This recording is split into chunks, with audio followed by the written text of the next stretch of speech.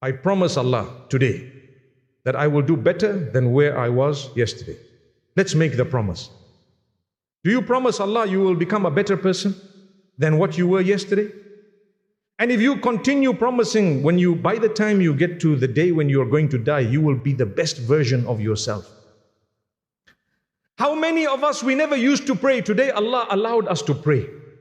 Do you know when you are doing tahajjud, it's by invite only? Do you know that? You know what is invite only? If you do tahajjud before Fajr, it's only by invite. Allah invites you to do tahajjud. Otherwise you are sleeping. Allahu Akbar. So when you do tahajjud, first thing, thank Allah. Oh Allah, you invited me here today. Allahu Akbar. Allahu Akbar. Many of us forget about tahajjud. Even the Fajr is not even there. Who invited you? Shaitan. Let me come sleep. Massage. There is still 5. Snooze. Okay, khalas. Okay.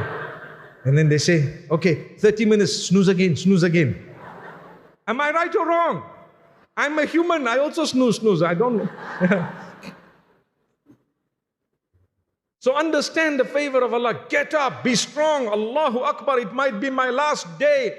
The hadith says, Salli salata muwadda'in. When you fulfill your prayer, fulfill it as though it's the last prayer and then it's gone.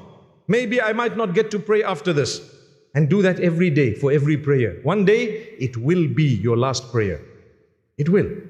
May Allah strengthen us. My brothers and sisters, if you have bad habits, today is the day you're going to throw it out by the will of Allah.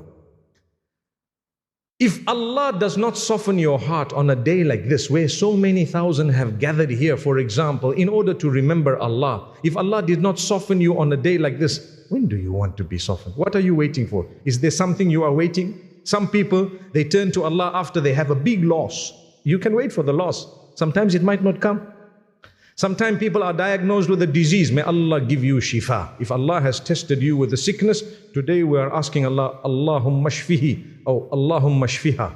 Oh Allah, grant her or him cure. May Allah grant you cure. Don't wait for calamity to strike before you turn to Allah, because at that time shaitan might come to you and you might turn away from Allah. There are some people, there is a guy who sent me an email the other day saying, I lost my job. 2 years I'm making dua, Allah is rejecting. Now I'm fed up of praying. Hey, how can you say that? How can you say Allah is rejecting? Allah knows, He wants to squeeze you to the end.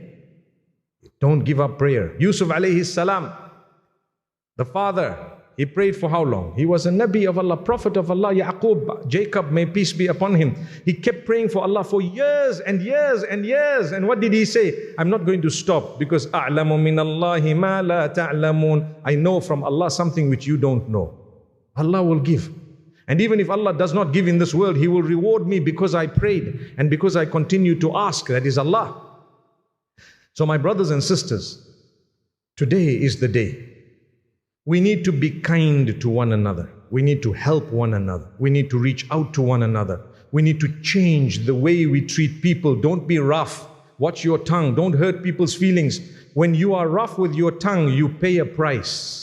When you are hurtful to someone, you pay the price. When you have done something wrong to someone else, that is a heavy price you're going to pay. It's worse than when you have committed a sin between you and Allah, because you and Allah, He can forgive you without interference of anyone else.